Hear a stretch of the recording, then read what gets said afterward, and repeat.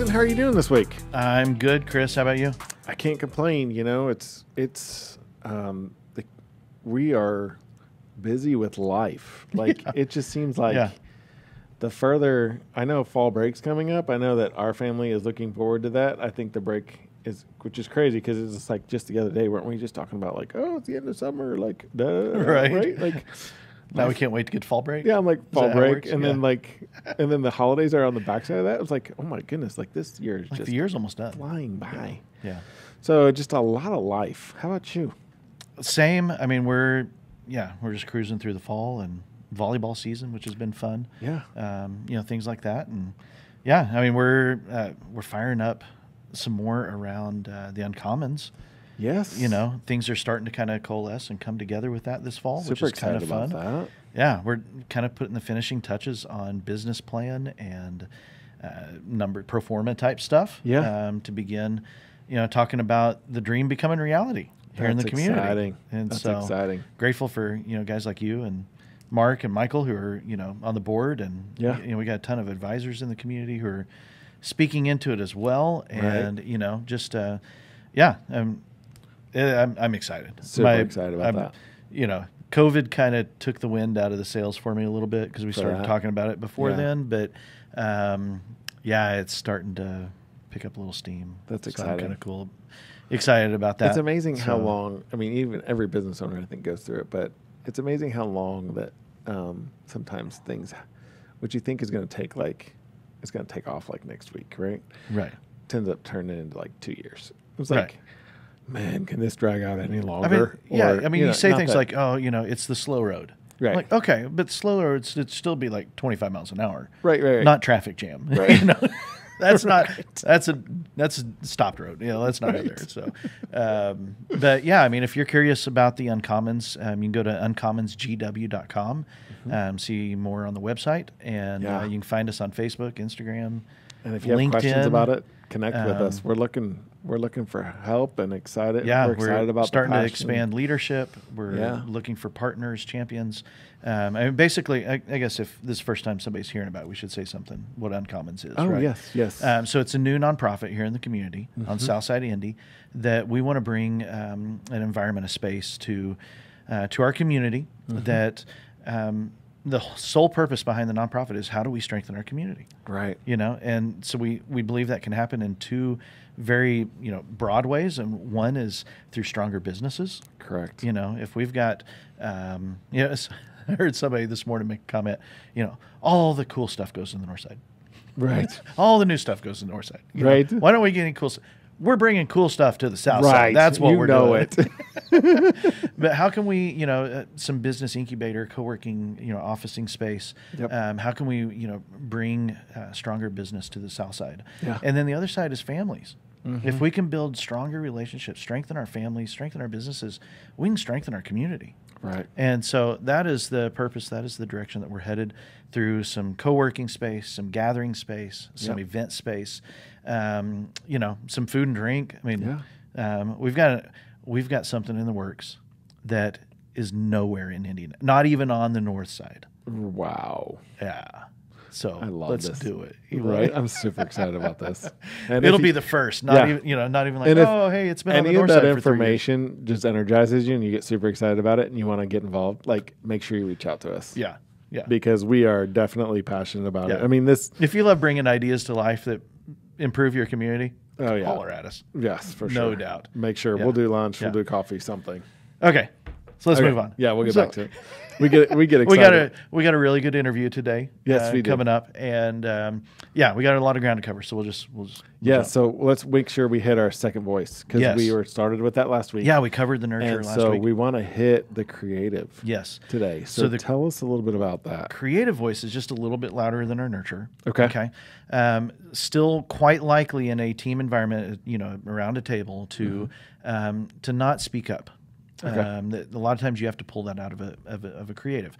Now, first off, let's say creative does not mean artistic. Okay. Oh yeah. A lot of people hear the creative voice like, oh yeah, I'm not creative. That's not what we're talking about. Okay.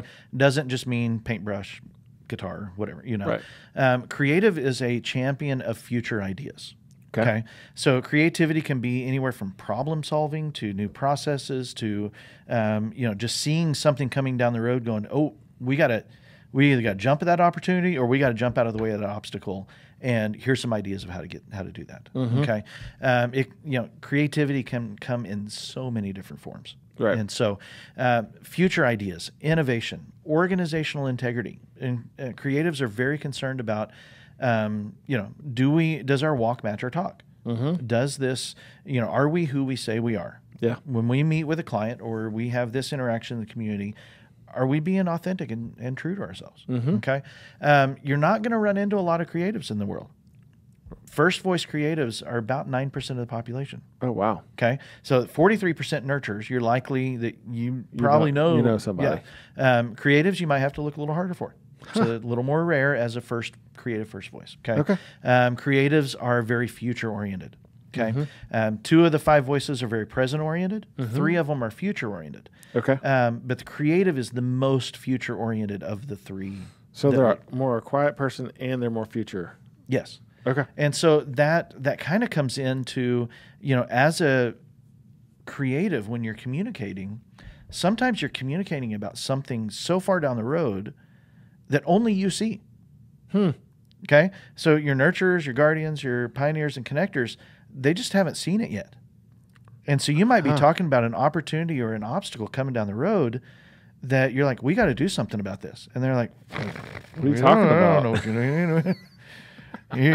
And so they shut it down. And so the creative is hesitant to speak up the next time. Yeah. They're like, if you got somebody on your team that was like, hey, I was talking about that 3 years ago. Right. I'm glad you finally caught up with me. Right. It's probably because they were creative, saw something coming, and the rest of the team was like, I don't know what you're talking about. Really? Yeah. And so one of the ways you can empower and liberate a creative on your team to help them feel free to live into the value of their voice is to say, okay, I hear what you're saying. I don't quite understand it. So tell me a little more. And you help them kind of refine and refresh because those ideas are going to be very abstract. Yeah.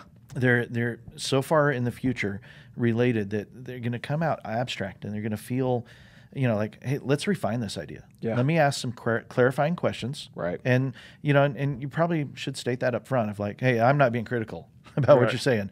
I want you to help me understand this better. And that frees up a creative to live into their voice. And so, believe in them. So this definitely,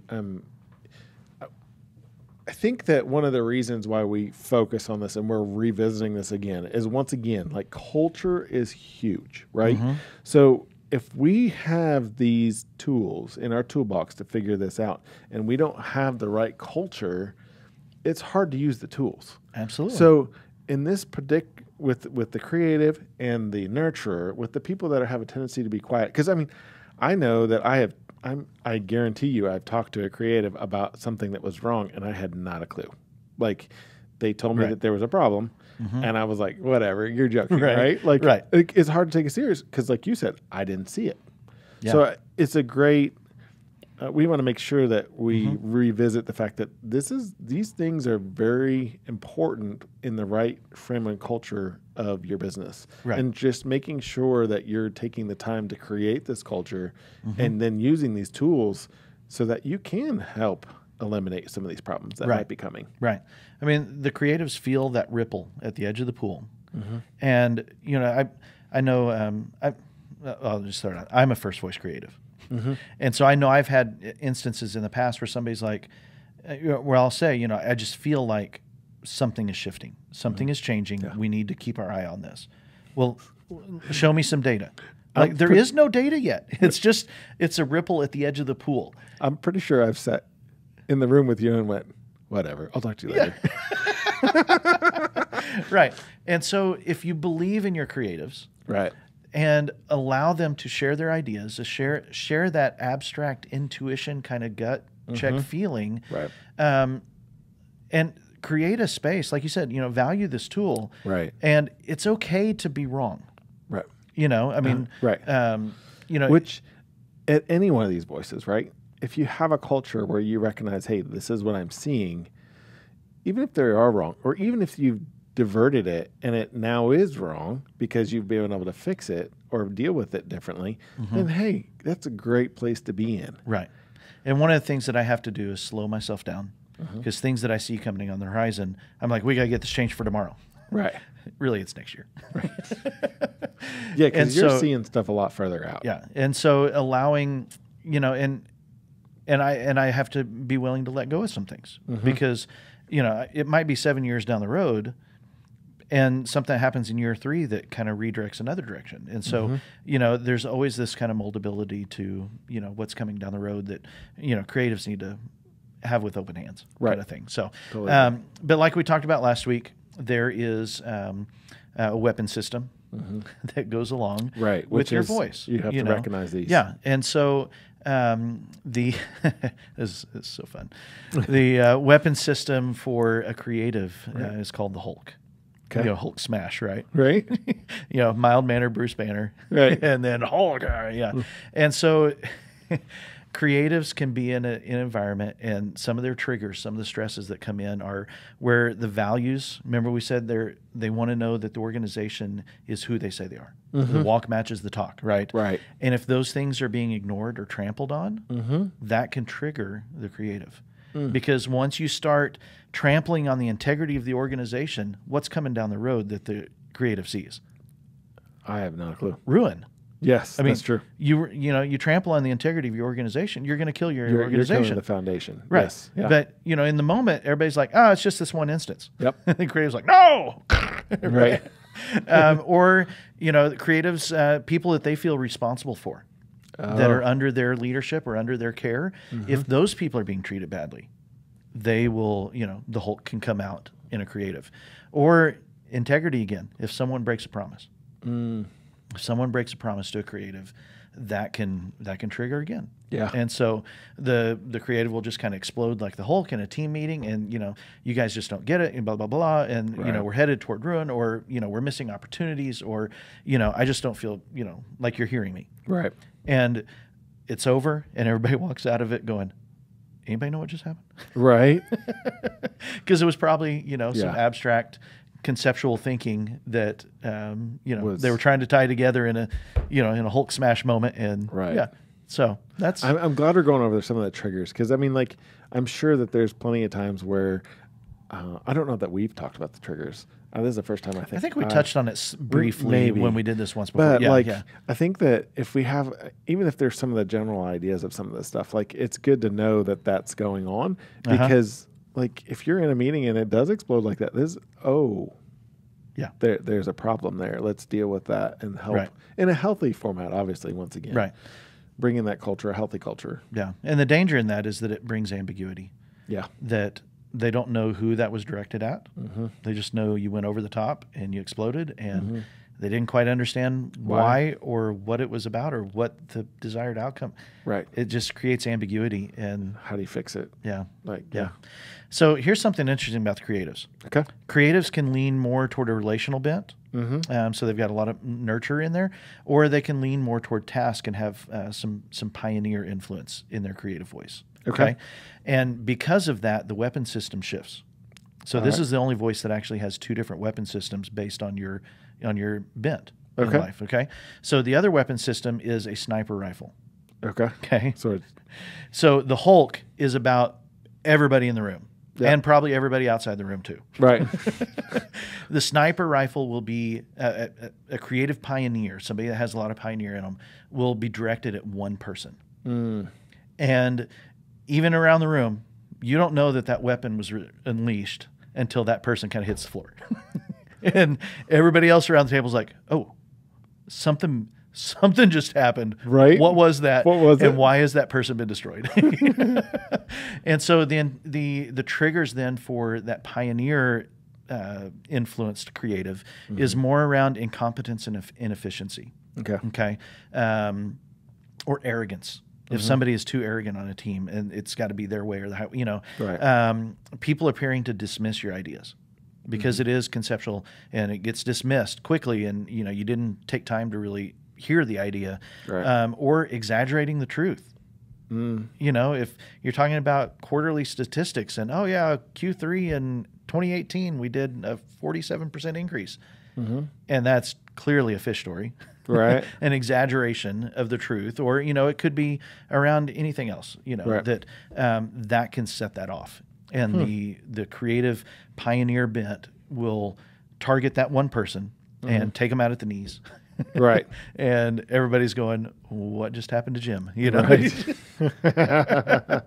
you know, it happens so quick and so fast. Right. And, you know, and so those are some of the dangers that a creative voice can bring to the table. But like you were saying earlier, so much value as well. Yes. And so for sure. Remember, the point of the voices is to understand who you have on your team, right? Value that voice and what they bring to the table, right? And help channel and harness that power. It is so true. And you know, it can bring huge change to in effect. Absolutely, so much benefit. So much benefit. Yeah. Relationally, the team's better. Organizationally, is better. Everything improves at that point. So yeah, cool. So let's move on to our interview. How's that sound? That sounds good. So we've got a rock star coming. Yeah. And so you want to introduce her? A young professional in the real estate world, Rachel Patterson. Yes. She is the team leader for the Patterson Collective, and has only been in the business barely 2 years. Yeah. Slightly over 2 years, and has blown the doors off of it. So I am looking forward to chatting with her. We're going to learn more about her journey of where she's been and where she's going. Yes. And it's going to be super insightful. So stay tuned. We'll be back in just a moment.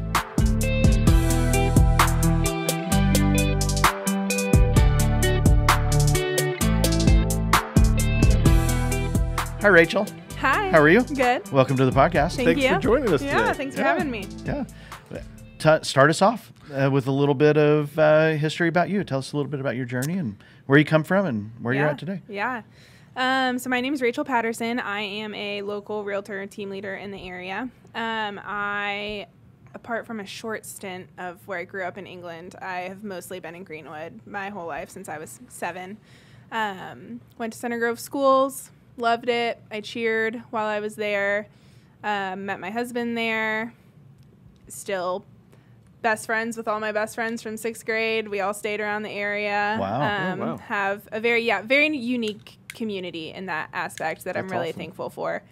After I graduated from Center Grove, I went to Johnson University, previously Johnson Bible College, right outside of Knoxville, Tennessee. I got a bachelor's degree in human services, then got married after I graduated. We moved back here, went to Indiana Wesleyan and got my master's degree in marriage and family therapy. So I went to school for 7 years for a degree that I used for 7 months. Wow. But you know, sometimes that's just the path that the Lord takes you on, and it is what it is. Right? Yeah. So, I mean, I guess that leads me into how I got into real estate. Yeah. I worked for a, what's it called? Like a mental health agency in Greenwood, and did that for 7 months, and it was just, honestly, I couldn't do it, to be transparent. I'm a very empathetic person. I always feel people's energies when they walk into the room, and it got to the point where I would go home and I would say, am I depressed, or am I just taking that on from my clients? Which is a real conversation. Yes, definitely. I could not distinguish between my own emotions and theirs because I'm so empathetic. As a person. Yes. Right. Good insight. Yeah, well, I mean, my therapy degree, right? I hope that I have good insight. That's what it helped with, right? I got about $30,000 of debt that says I should have good insight, so. That's too funny. That's great. So I ended up just quitting. I mean, to be transparent, could not get out of bed in the morning. And if you know me, you know that that's not me. Like, I love life. I feel like I'm a very outgoing person. I love to have fun, and that's just not me. So my husband agreed and was like, yeah, this isn't, I had no idea what I was going to do next. Absolutely no idea. And then I I quit my job. That was 2 weeks before COVID. And then in the midst of COVID, I started tried to start my own personal development coaching business because I felt so pressured to use my degree, right? Like I said, I have this debt. I've spent so much time and energy investing in this. 7 years is a long time. Yeah, a long time. Investing into this one specific area, and felt like I needed to use that. So I was going to use it instead to help people focus on their futures instead of diving into their pasts. And that's really good. Yeah. Well, I thought it was. Right. And then I created a website. I launched this entire business, figured out my packages, my high ticket items, all of that stuff. And it launched, and I was like, I still don't want to do this. Like, I don't, this isn't what I want to do. Throughout my life, I mean, even from high school, I remember having a mentor who was like, you should really look into real estate. Like, my whole life, people have said, like, have you thought about real estate? And it just, like, kind of like a buzzword that every so often in the back of my mind I would hear. Our realtor that we used posted on Facebook in June of 2020 that he was looking for more agents to join his team. So I took a 3-week intensive course in July, passed both my exams the first time, got licensed August 1st, sold my first house August 1st, and it's been a whirlwind from there. And so from August 1st of 2020 to August 1st of 2021, I sold exactly 40 houses, $8.3 million, and I actually unofficially hold the record in the state of Indiana for the most homes sold their rookie year of real estate. Wow. And that 40th home that we closed on August 1st of 2021 was our first investment property. So truly couldn't have even imagined the change that my life took in a year, drastically so. Right. Yeah. I mean, it's not the common COVID story of my life. Like, just quite the opposite. Was on a rocket, not on the. Yeah, quite the opposite. Wow. So when you were in your job for 7 months, what were you working on? What were you working like with kids? So I was actually. I mean, I think I can. Can I say this? I don't know. I'll keep it. What was your job less title? Specific? Yeah. Staff therapist, and I was at a local high school in the area. So I was working with teenagers. Yeah. Okay. Yeah. So, gotcha. They're a hard cookie to crack. Anyway, I've worked with them on a lockdown psych unit. Okay. So I feel your pain when there's a lot to do there. Definitely. Yeah. I will say I prefer teenagers over any other age group. I mean, I coached 16 to 18-year-old girls in competitive cheerleading. Oh, wow. I love teenagers. I'm like, give me all your teenagers with attitudes, and I love it because they're so, they're young enough that they're still searching for people to mold them, but they're old enough that they're just like incredibly transparent. And I think it's this beautiful window of life that you can really just like. I don't think I've heard anybody talk about a teenager with a beautiful window of life. Between us, we've got 4 teenagers. You're welcome to. I'll take them. I think we're going to have a different conversation after this podcast. So I'm curious about, you had people speaking into your life saying real estate, real estate, real estate. Why? I mean, before that finally clicked, why do you think you were like, eh? Yeah. Feel like I'm going to open a different can of worms of conversation topics, but we're going to rename the podcast can of worms. So. Great. I love that.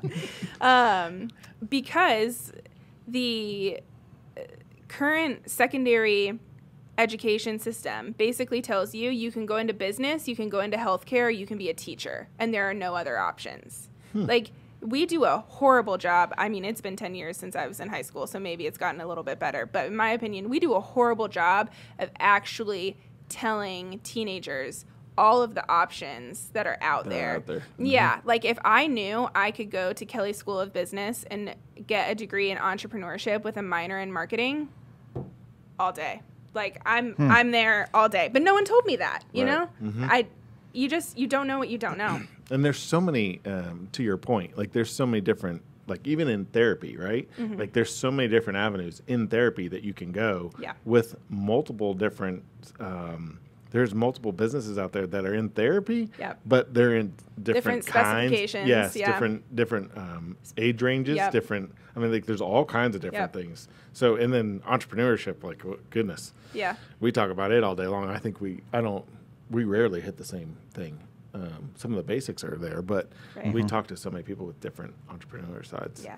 Wow, I completely agree because there's so many different facets to this stuff. Yeah. And I feel like too, real estate in and of itself just has such a stigma, and I do feel like it is getting better, but you will still have, honestly, mainly in older generations, people who don't think that they need a realtor, and there's people who are like, oh, it's Susie's third career and like blah blah blah blah blah. Like there's such a stigma around like realtors are just lazy people who don't know what they want to do with their life and they get paid too much money. And I'm like, please follow me around for a day and you will never think that I get paid too much money. It's or all that about you're lazy. Yeah, it's all about what you do with it. So I think there's a little bit of that too. Like there's such a stigma around that profession, and so it's just not widely talked about. People tend to just fall into it.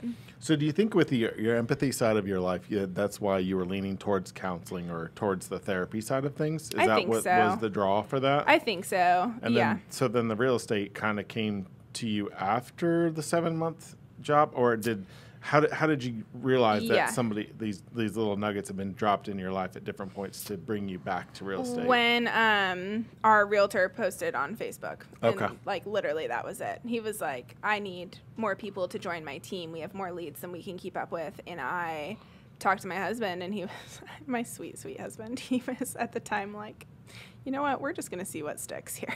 Like, we're just going to go for it until something sticks. Well, it's awesome that you hit it then. Because I mean, you could have gone through like 10 or 20 things before. I mean, that's kind of what I did, but So how does the empathy play a role in real estate then, you think? Oh, I use my therapy degree every day, every single day. One of the things that I pride myself most on is asking my clients the hard questions. You will see me with my clients. We are in a house. It's maybe that this doesn't happen often because I kind of try to get in there and get it done, but maybe we've seen 10, 15 houses. They're exhausted. They're stressed because they can't find their house, and they're feeling really discouraged. And they'll be like, okay, this house meets our needs. We'll move forward with this house. And I will look at them and I will say, guys, are we settling? What is happening in life right now that's making you want to spend $400,000 on something that you don't like that much? And diving into that with them.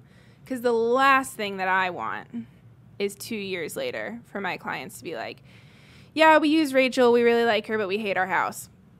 That's not good marketing. It doesn't matter how much they liked me. And I truly just genuinely care. Like I'm weirdly passionate about homes and architecture and interior design. And I want people to be surrounded by an environment and an aesthetic that brings them peace if that's what they need, that motivates them if that's what they need. Like I feel like your home can really be so many things for you, and it's really important to me that people find what that fit is for them. That's really in depth for a house, but I totally agree. It is. I mean, I know that our house, like that's my sanctuary. Like that's I need it. My wife decorates it, and that's where my happy spot 100%. Is. 100%. And so but I don't think people think about that when they go looking to buy a house, if that makes sense. I think it's shifted a little bit during COVID. Do you think that people are seeing their houses a little bit different after having to spend lockdown in them? Yeah. People definitely are making, like you said, their house much more their sanctuary. They're putting a lot more financial investment into it because they feel like more of their time is going to be spent there. I do think that has changed. Yeah. Okay. Well, I mean, you're just a couple years into real estate. You're blowing the doors off of it, setting unofficial records, right?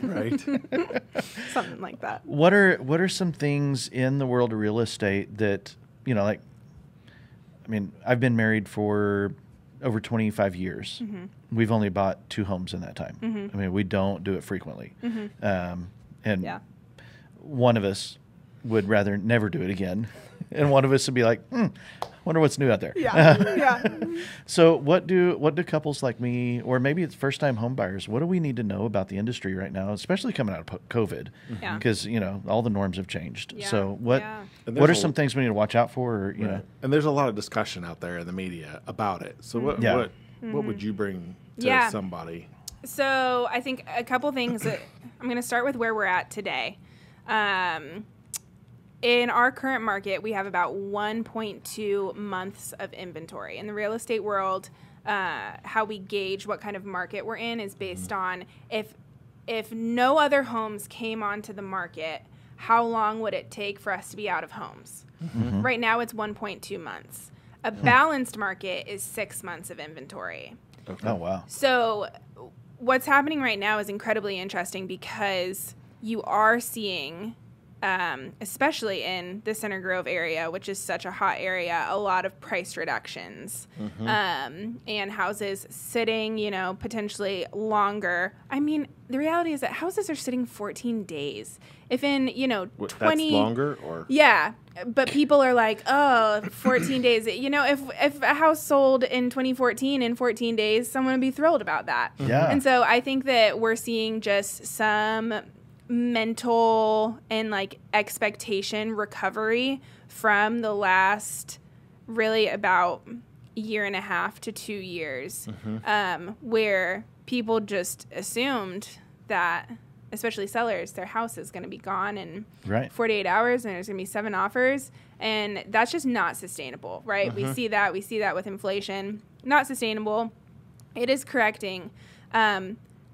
Housing prices are not going to come down. I know that that's a strong statement to make, but the reality is that if you go look back at every single recession, apart from 72 and 08, home values increased through those recessions. Really? Yes. So that's another thing that is happening, is that in 08 was so detrimental for the country that people, when they think recession, they think 08. That was not standard. Right. That was like a horrible cluster of a million things that culminated over the course of over a decade, right? That just all came to crap eventually.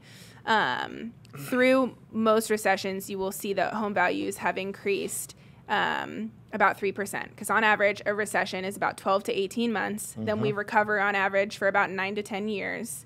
And those home values still increase by 3% between those 12 to 18 months of recessions. So anybody who is waiting for home prices to come down, it's not going to happen. And I know people are like, of course you're going to say that, you're a realtor. But I'm saying that because there were so many people who didn't purchase a home because they're like, I'm not going to pay $40K over list price. Right.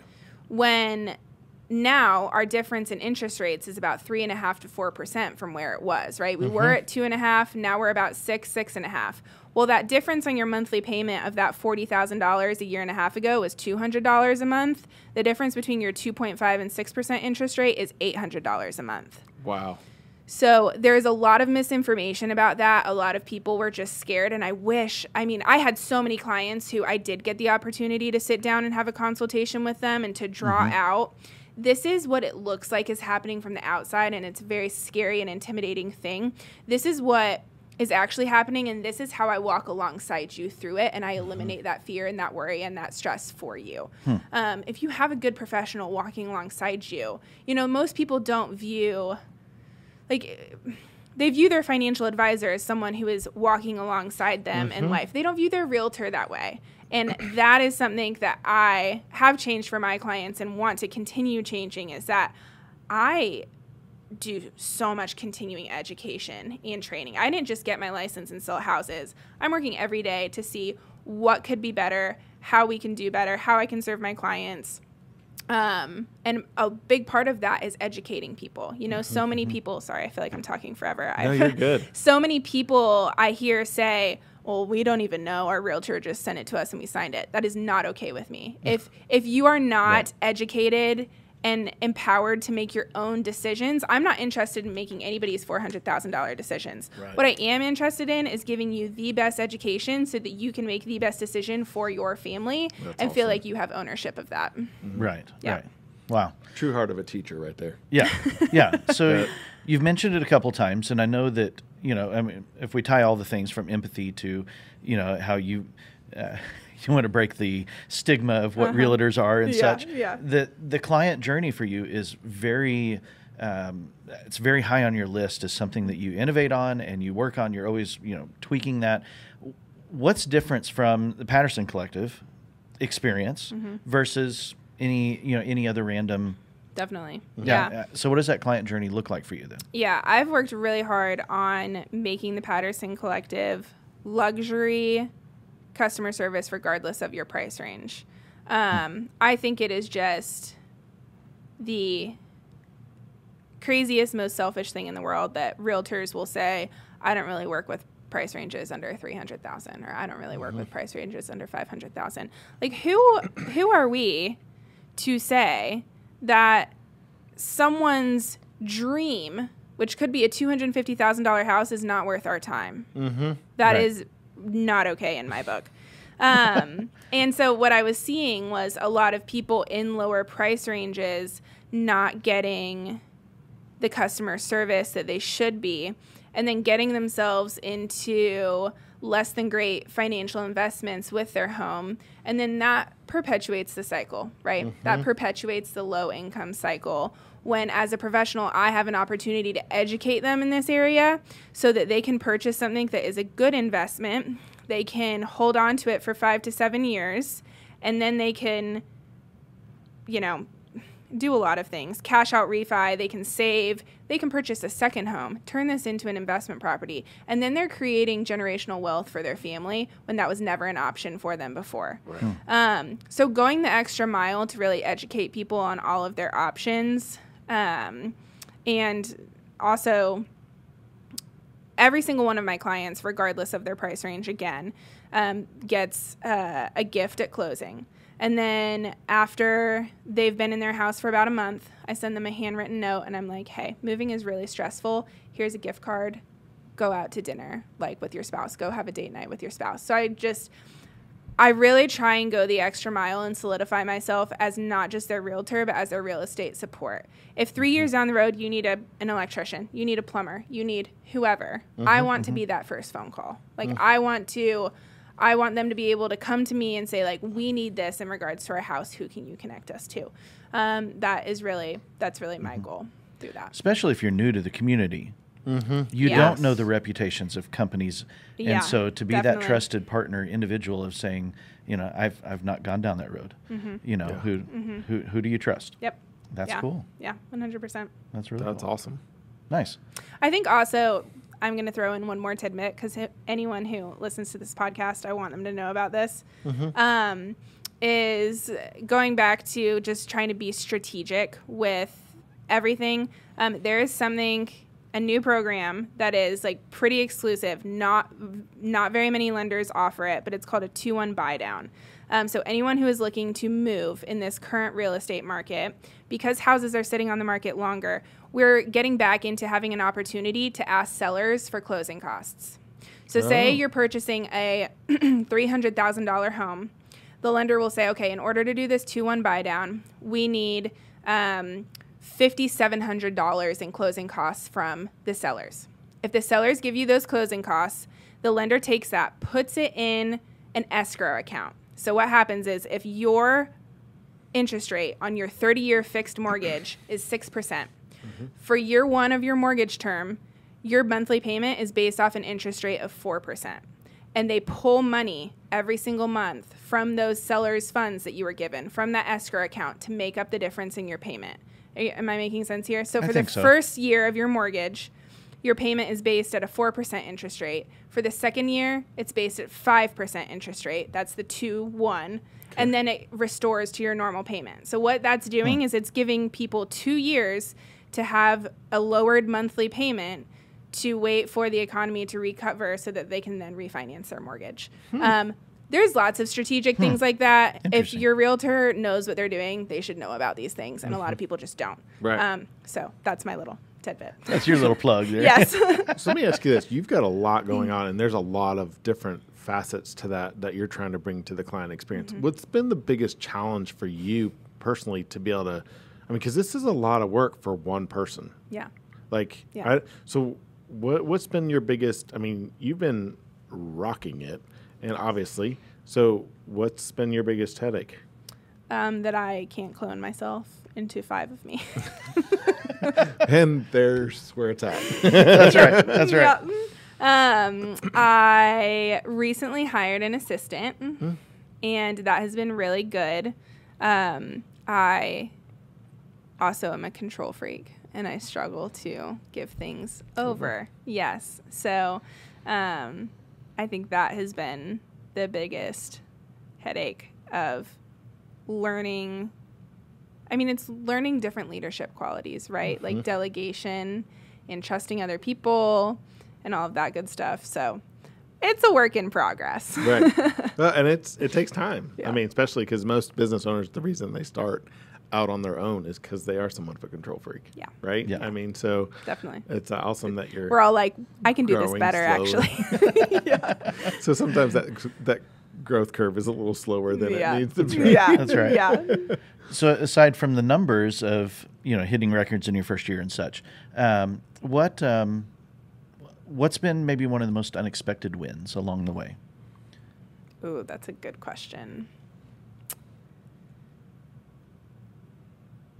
I think it all truly just comes from being able to help people accomplish their dreams. And I know that buying a house is not accomplishing a dream for everyone, but for some people it certainly is. I have one specific client who they saved for, they had some unfortunate financial situations early in life, so they had to save up a 25% down payment to be able to purchase a home, and it took them about 30 years to do that. And I cry every time I tell this story. They purchased a house. It was under $200,000, but they'd been working towards that for 30 years. Wow. And to be a part of that and to get to walk through that with them, there are no words. There are truly no words. Wow. There's that empathy piece playing in again, right? Man. That's a whole nother level. Yeah. Yeah. It's interesting to balance the goal-oriented. You're driven. You're wanting to take the next steps every day. And, like you said, you're taking more steps than you maybe have team for. Yep. Right. Yep.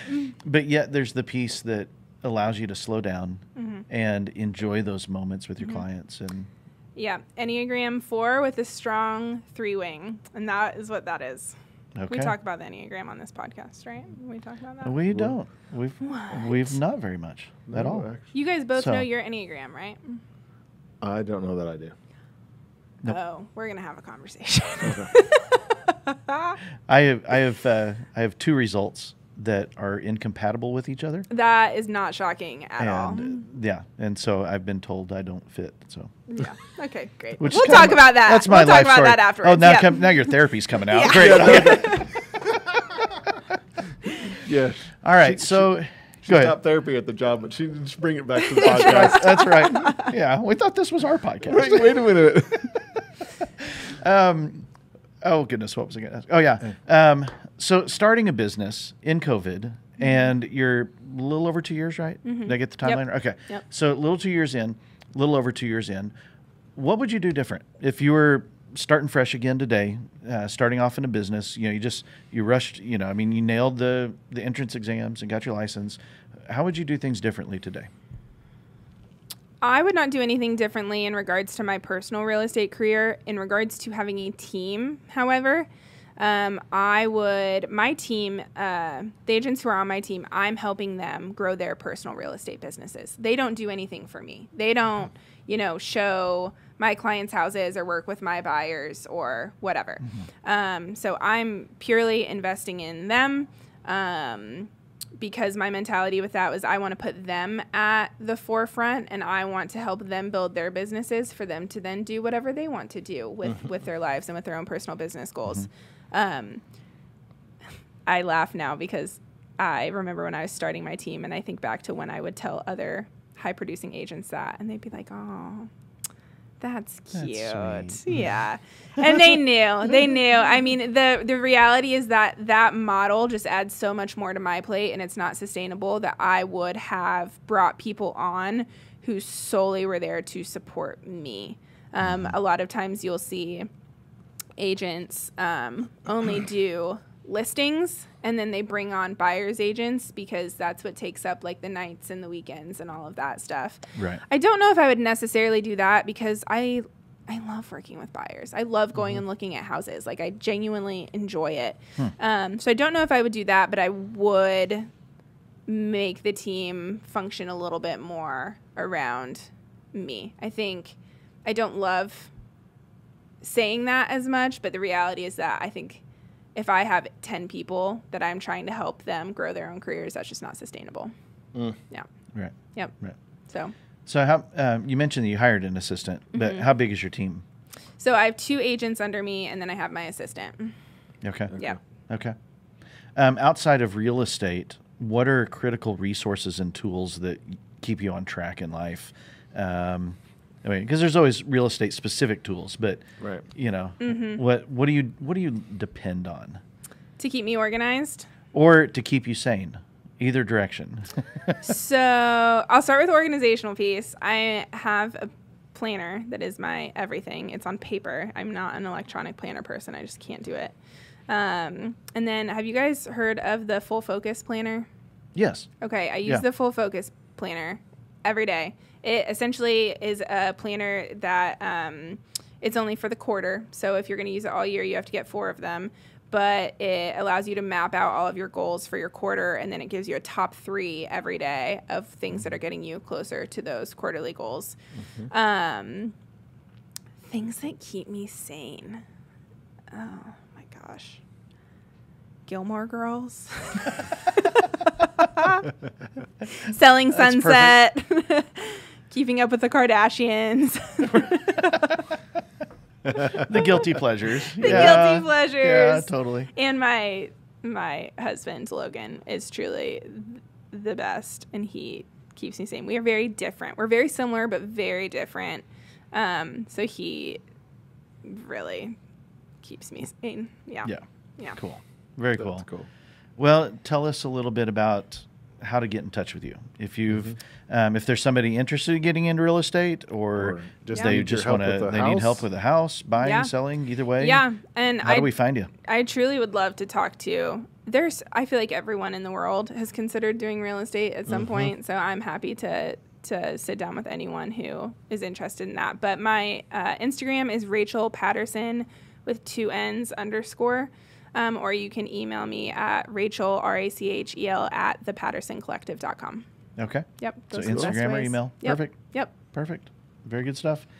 Any last little tidbit you'd want to leave for everybody? Because we've got 20 million people listening, I think it is. Sure. I think that was the latest count. Definitely. I don't know. I think my biggest thing is that so many people, when it comes to their real estate choices, they work with their sister's cousin or their friend's brother who's sold 3 houses in a year. And it's and it's would you, again, going back to anything else, would you go to a doctor because it's your sister's cousin that they do this when in their free time? Right. Or what about your financial advisor? Your real estate investment is, for most people, the biggest purchase in their life. Your life, exactly right. Why 100%. Are you not, interviewing people? I want to let people know you can interview real estate agents. You can have 3 real estate agents, 5, 10, whatever, come to your house. You can interview us, and you can select who you want to based off of that. I would just really encourage people to make sure who you're using is a professional and, like I said, not just some rando, because the amount of times that I've had to go in to save the day when it could have just been done well from the beginning. Right. That's my tidbit. That's my great. closing tidbit. Interview your real estate agent. Yes. There you go. Yeah. All right. Well, Rachel, thank you for joining Thank us. you guys. This is fun. This has been a blast. Thank you for joining us. Yeah. And we'll be back here in just a moment. Sounds good.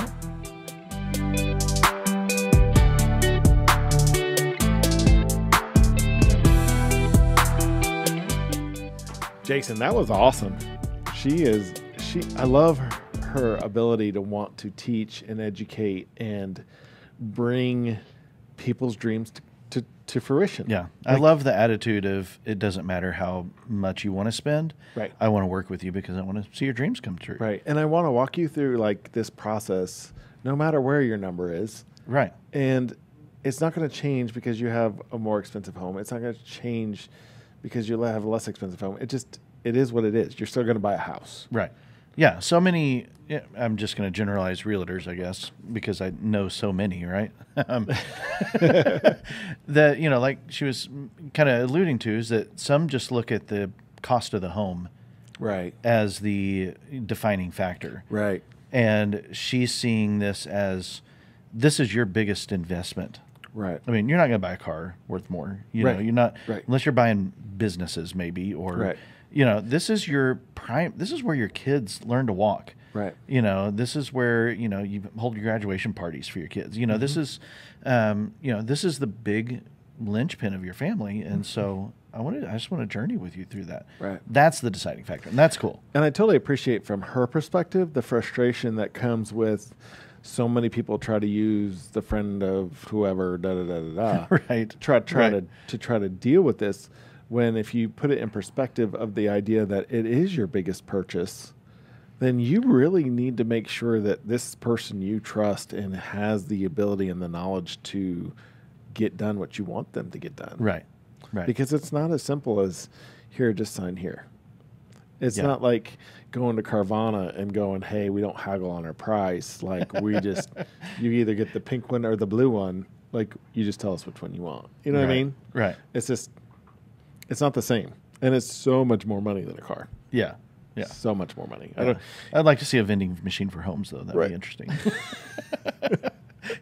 Well, and I mean, with the prices gone up like they have, it's skyrocketed. I mean, it's just like even cars have got more expensive. I get it, but relationally, not relationally, but the ratio between the cost of a home versus the cost of a car is just so much different. Yeah, yeah, absolutely. And yeah, I'm sure most people like yourself that don't purchase a lot of homes, and you just want to stay in your house, like all the more reason why you want to make sure you have a professional working with you so that you know what you're getting into. Right. Because it's kind of scary to go from a $100,000 house to a $200,000 house, or even a low $50,000 house to a $250,000 house. I mean, just wherever you're at, it doesn't matter. It's going to be a jump. Right. Well, I love that we're seeing a trend in our young professionals who are passionate about the journey of the client. Mm-hmm. I mean, if leading and serving is about fighting for the highest good of those you serve, right, the people we serve are our clients too. Right. Not That's just exactly our teams, and so they are, like Rachel, are fighting for the highest good of those they serve. Right. And that is becoming more the deciding factor for young professionals. I feel like we're seeing and feeling that trend in a lot of the people we talk to here in the community, and I'm grateful for that. Right. It's very good. Yeah, it is very good, and at some level, like, it's healthy. It sounds crazy, but like that's what I keep searching for, is like the healthy. I mean, we're all searching for a healthy balance of life. We're all searching with healthy other business owners to connect ourselves with, and people that are trying to do things well. Right. Right. And I think she's doing a phenomenal job. Yeah. Especially for being in it for 2 years. Like, I know. I mean, she definitely... There was kind of a maturity or an experience level going. I had to keep reminding myself, no, it's just been 2 years. Right. Yeah. That's she's really dug fast. deep. She's gone very far very quickly. Yeah. Yeah. That's cool. So, well, guys, thanks for jumping in and listening today. Yeah. And if you're still following to the end, I mean, the best thing if you love leading and serving as a podcast and it's something that you're following, let us know about it. We'd love to hear from you. You can shoot us an email at podcast@exanimo.solutions. Emails in the show notes. Yep. But, do us a favor. Give us a review. Like, comment. Let us know. Subscribe. Yes. Share it with a friend. Thanks for listening. I mean, I was in a group this morning that was like, "Oh, you guys need to listen to the episode with Trail Kelly, the principal at Pleasant Grove." Right. About I don't know, 10, 12 episodes ago, I think it was now. Yeah. But it's like, that would be excellent. And he's sharing it with somebody else in the room, and I'm like, oh, that was our episode. Right. That was cool. It took me a minute to figure that one out. But, right. Share the joy. Share the joy. Yes, please do. But thanks for listening in, and we will see you next time. Just keep fighting for the highest good of others.